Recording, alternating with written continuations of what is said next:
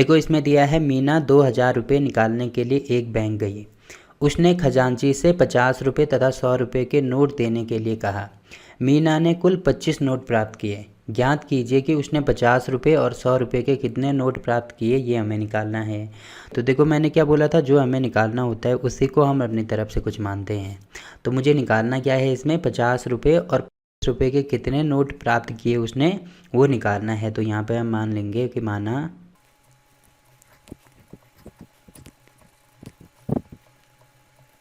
तो देखो हमने अपनी तरफ से क्या मान लिया कि माना मीना ने 50 रुपये के एक्स नोट प्राप्त किए तथा 100 रुपये के वाई नोट प्राप्त किए। तो देखो हमें यहाँ पे दिया है कि उसने कुल 25 नोट प्राप्त किए। तो 25 नोट प्राप्त करने का मतलब क्या है, इसमें 50 रुपये के भी नोट होंगे और 100 रुपये के भी नोट होंगे। मतलब 50 रुपये के जितने भी नोट होंगे और 100 रुपये के जितने भी नोट होंगे उनको अगर मैं आपस में जोड़ूंगा तो किसके बराबर आएगा, वो 25 के बराबर आएगा। तो ये तो हमारी हो जाएगी इक्वेशन 1। तो यहाँ पे मैं लिख दूंगा प्रश्नानुसार मीना ने कुल 25 नोट प्राप्त किए। तो 25 नोट कौन कौन से होंगे, एक तो 50 रुपये के होंगे और एक 100 रुपये के होंगे। तो इनको जोड़ के 25 आना चाहिए। अब देखो इसमें स्टार्टिंग में क्या दिया है कि मीना 2000 निकालने के लिए बैंक गई। मतलब टोटल निकालने कितने हैं, उसने 2000 रुपये निकालने हैं, जिसमें से 50 रुपये और 100 रुपये के नोट होंगे। तो देखो यहाँ से हम इक्वेशन कैसे बनाएंगे, मान लीजिए जैसे निकालने हैं उसने 50 रुपये और 100 रुपये के नोट निकालने हैं। तो मान लीजिए 50 रुपये के टोटल वो 5 नोट निकालती है, वैसे ही 100 रुपये के वो मान लीजिए 10 नोट निकालती है। तो टोटल कितने हो जाएंगे, ये 5 गुणा 5 यानी ये हो जाएंगे 250 रुपये, और ये कितने हो जाएंगे, गुणा कर दिया मैंने तो ये हो जाएगा 1000 रुपये। तो टोटल अगर मैं इनको जोड़ूंगा तो कितने के बराबर आएंगे, ये 1250 के बराबर आएंगे। मतलब मैं ये कह सकता हूँ कि ये जो 1250 है ये किसके बराबर है, 50 रुपये के जो उसने 5 नोट निकाले उसके बराबर, प्लस 100 रुपये के उसने जो 10 नोट निकाले उसके, उनको जोड़ के टोटल 1250 के बराबर आ रहे हैं। अब देखो यहाँ पे तो हमने 5 नोट निकाले, बट क्वेश्चन में हमने 50 रुपये के कितने नोट निकाले, एक्स नोट निकाले। तो वही चीज़ मुझे यहाँ पे लिखनी होगी। देखो यहाँ पे 5 है, मतलब यहाँ पे नोट तो एक्स हैं, और कितने के नोट है, 50 के हैं, तो यहाँ पे 50 हो जाएगा क्योंकि 50 के मैंने एक्स माने हैं। वैसे ही 100 के वाई माने हैं, तो यहाँ पे हो जाएगा वाई गुणा 100, और टोटल इनको जोड़ के कितने रुपये आ रहे हैं उसके पास, 2000 रुपये आ रहे हैं, तो यहाँ पे हो जाएगा 2000। ठीक, तो ये हो जाएगी हमारी इक्वेशन 2। अब देखो यही चीज़ मुझे यहाँ पर लिखनी होगी, तथा तो ये चीज़ मैंने लिख दी, तथा उसने कुल 2000 रुपये निकाले। तब क्या हो जाएगा, ये इक्वेशन हम बना देंगे। अब देखो मैं क्या करूँगा, इक्वेशन 1 और 2 को विलोपन विधि के द्वारा सॉल्व करूँगा। तो कैसे सॉल्व करेंगे, यहाँ पे इक्वेशन 2 में आप देख रहे होंगे, देखो 50 यहाँ पे भी है, इसको लिखा जा सकता है 2 गुणा 50। वैसे ही इसको क्या लिखा जा सकता है, यहाँ पर मैं लिख सकता हूँ पहले 2 गुणा 1000। ठीक है, वैसे ही 2 गुणा 1000 को मैं लिख सकता हूँ 10 गुणा 100। अब 100 को मैं लिख सकता हूँ 2 गुणा 10 गुणा 2 गुणा 50।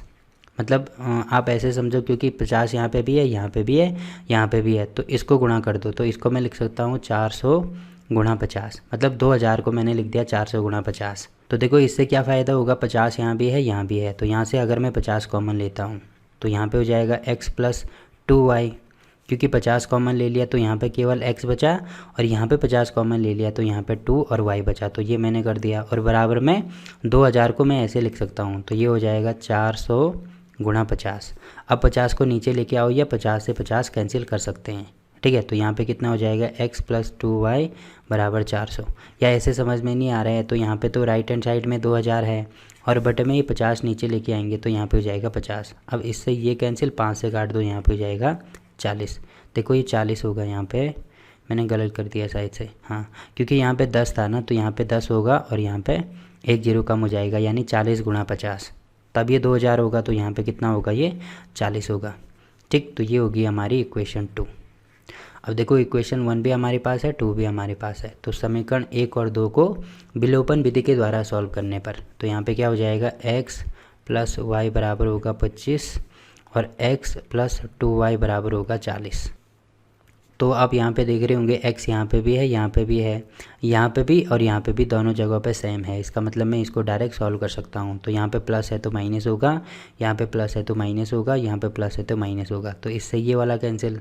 अब यहाँ पे माइनस है, यहाँ पे प्लस है, तो इसमें से ये माइनस कर दो, ये होगा माइनस वाई। इसमें से ये माइनस कर दो तो ये होगा माइनस में 15। तो वाई की वैल्यू आ जाएगी, माइनस से माइनस कैंसिल, मतलब वाई आ जाएगा हमारे पास 15। और वाई का मान समीकरण 1 में रख दो। ये हमारी इक्वेशन 1 है ना, हाँ इक्वेशन 1 है तो इसमें रख दो।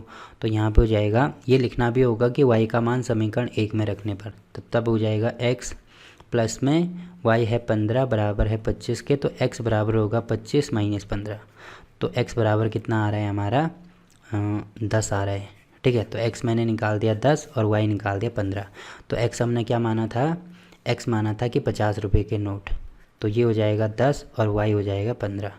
तो एक बार चेक कर लेते हैं, x 10 है y 15 है, x 10 है y 15 है। ठीक है, और लास्ट में हम क्या लिखेंगे, अतः मीना ने 50 रुपये के 10 नोट प्राप्त किए तथा 100 रुपये के 15 नोट प्राप्त किए।